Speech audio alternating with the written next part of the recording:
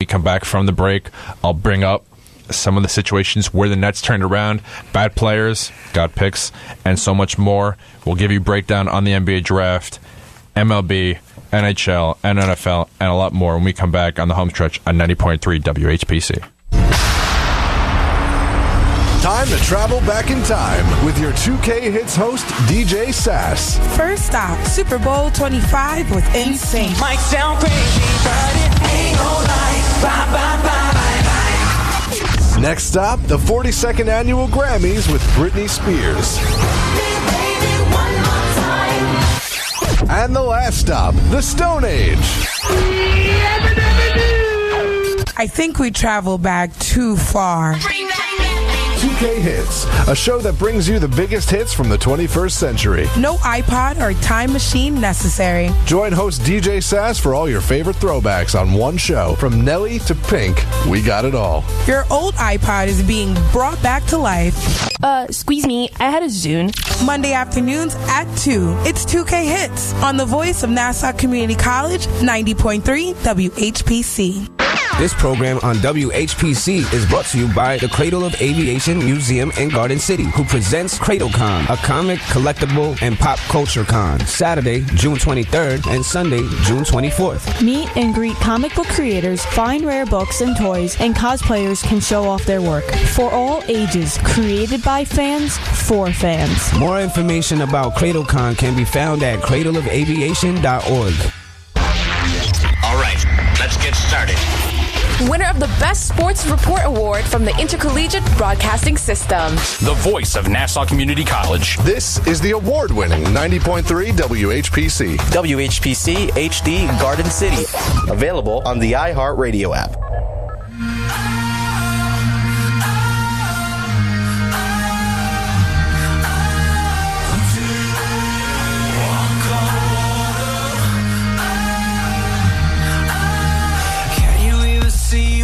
Well, I mean, I don't think I can walk on water, but apparently there are certain people in this world who believe they can walk on water.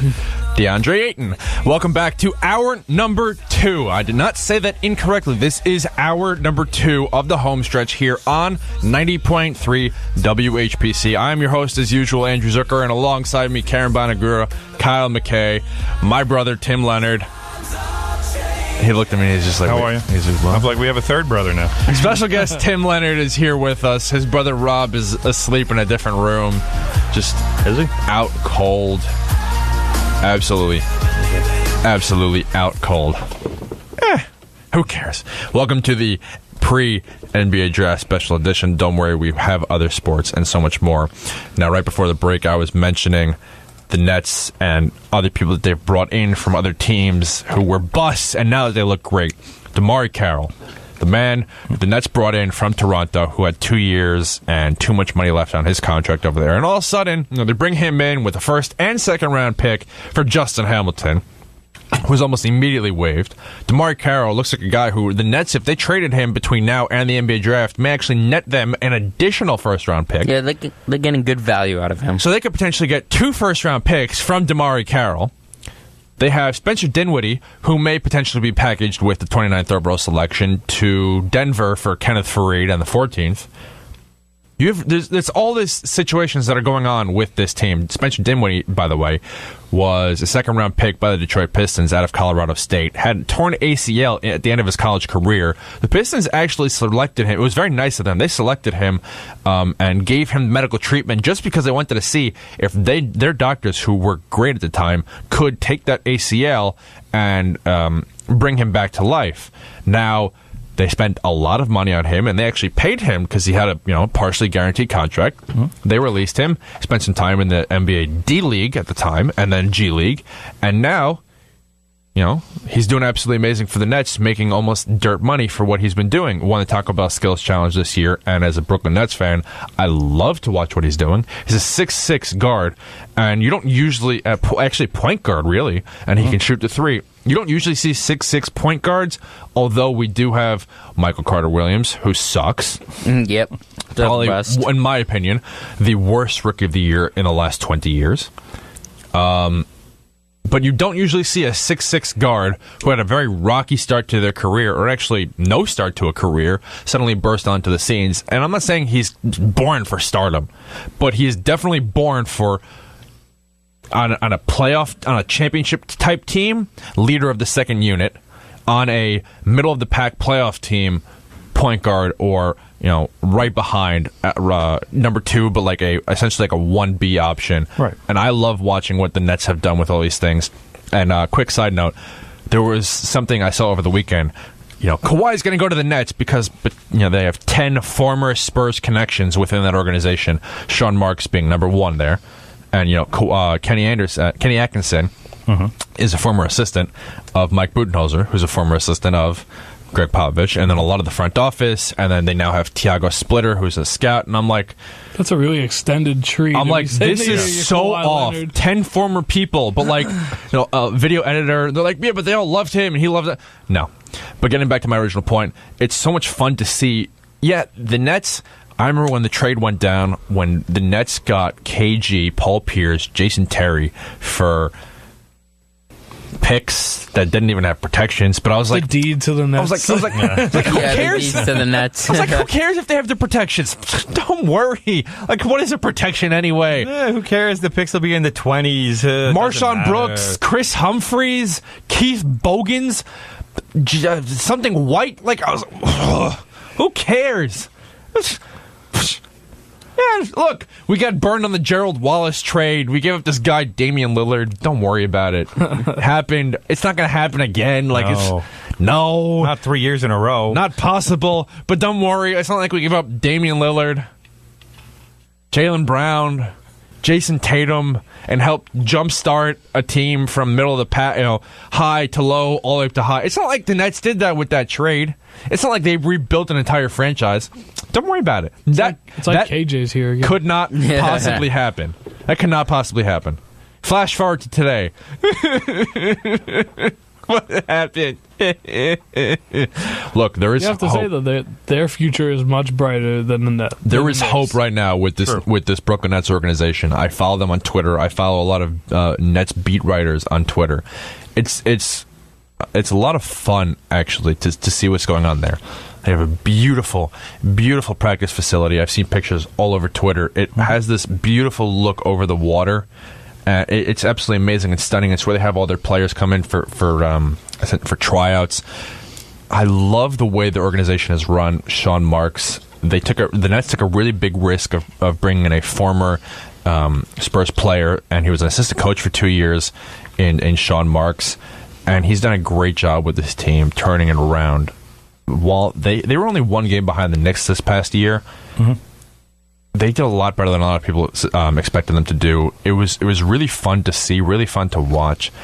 I like how Sean Marks, even though he hasn't had a great draft pick or any draft pick in some years, what he's done to bring in these players. He brought in D'Angelo Russell. He brought in Jahlil Okafor. Now, Jahlil Okafor didn't work out for them, but you had guy number 2 and guy number 3 from the 2015 NBA draft. Yeah, as I like to call it, the Porzingis draft. The Nets didn't have a pick in that draft, and all of a sudden you get number 2 and 3 on your roster 3 years later. That's saying something. It's they didn't live up to their expectations, but this is what they've done. They brought them in, and they've had these cast-offs, and it's cool to see what they've done, and it gives me hope for the future and all these trades that they have up their sleeve. It's nice, and I look at all of these mock drafts, and I see all the names that they're floating around for the Nets. Josh Okogie, shooting guard from Georgia Tech. All of these mock drafts, random names here and there, and I'm like, you know what? If that's who the Nets pick, I actually, for the first time in so long, have faith in the pick that they make. Yeah, I'm personally, I'm not as big a Net fan as you are, obviously, but. You sold your fandom for a bowl of lentil soup. I really do like Sean Marks because he has done things with that franchise where he's making incremental improvements because he doesn't have the benefit of the home run that he would have had if the Nets wouldn't have traded all of those first-round picks to the Celtics. And that is, to me, the true mark of somebody who knows what he's doing. He gets a guy Mark of Marks. He gets a guy like Spencer Dinwiddie. He brings in D'Angelo Russell. Both of those guys are the foundation of that franchise going forward, and he gave up next to nothing to get either one of them. So he gave up the last year of Brook Lopez, which meant nothing, although unfortunately he did give up Kyle Kuzma. Okay, that's true. But it is a trade-off because now the Nets, and to me the most important position in basketball is the point guard. Absolutely. So the Nets have the point guard of the future in D'Angelo Russell. Yeah. So they traded Kyle Kuzma, power forward, for D'Angelo Russell, and I absolutely love it. I think, okay, we trade away Kyle Kuzma, but who knows if he was in this specific situation, would he have worked out like this or not? I don't know. But it's just fun to see. Yeah, but he's a guy who I like because he's not afraid. First of all, I'm not afraid to take risks.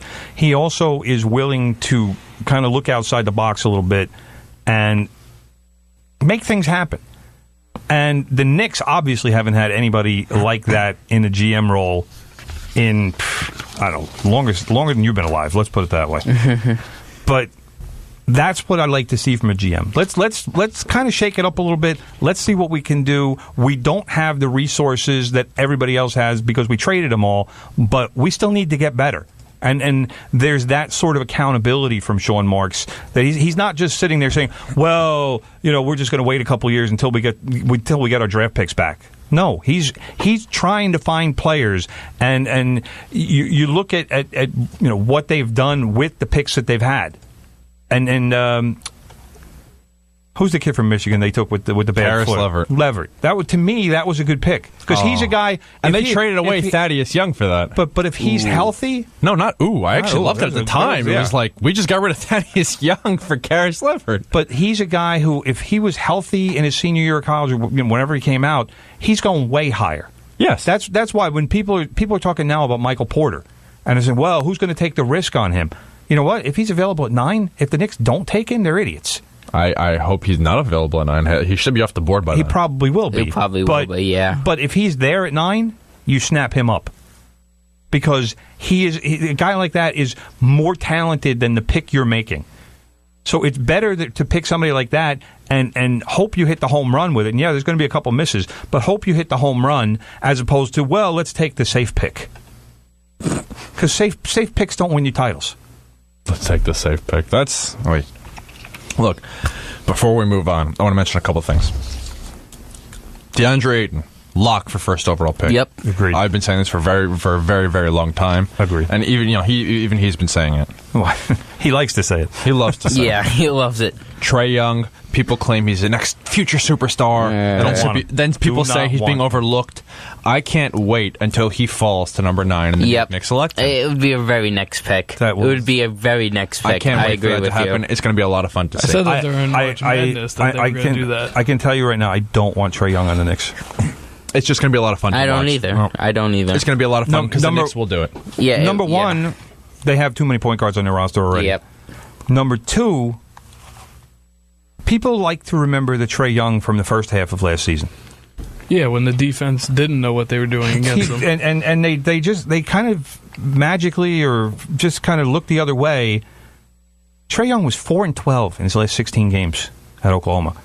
Is he Jimmer Fredette 2.0? I mean, I think he'll be a good NBA player. I don't think he's going to be a great NBA player. His game is too erratic, and that's something you can learn. I'll look at you. I'll give you a 2002 Maryland example. Steve Blake. Oh, my goodness! All right, Steve Blake. When he got to college, he knew one speed, 120 miles an hour. He didn't know. I mean, he turned the ball over left and right. He was insane. He even shaved his head, to go faster. Fastest now guy. He's just bald. Fastest guy you're going to see at the college level, but you never knew where the ball was going. And over time, the game slowed down for him. And he became, obviously was a much better guard at Maryland. He had, what was he in the NBA for 15 years? Bounced around the NBA. He was all over it, but you know what? He was cashing checks every week. Just missed 2 weeks. championships a couple times. But Probably 15 years in the league. But do you see Trae Young as like that franchise-making player in the first round? I see too much Jimmer Fredette. Yeah. The thing that worries me, like I said, 4-12 in his last 16 games. Oh no, I watched those last couple games. Good, you saw that the defense realized what they had to just keep pushing him further out. Exactly, and he'll won't keep make shooting. Yeah, he won't stop. And so to me, Steph Curry. and especially if you're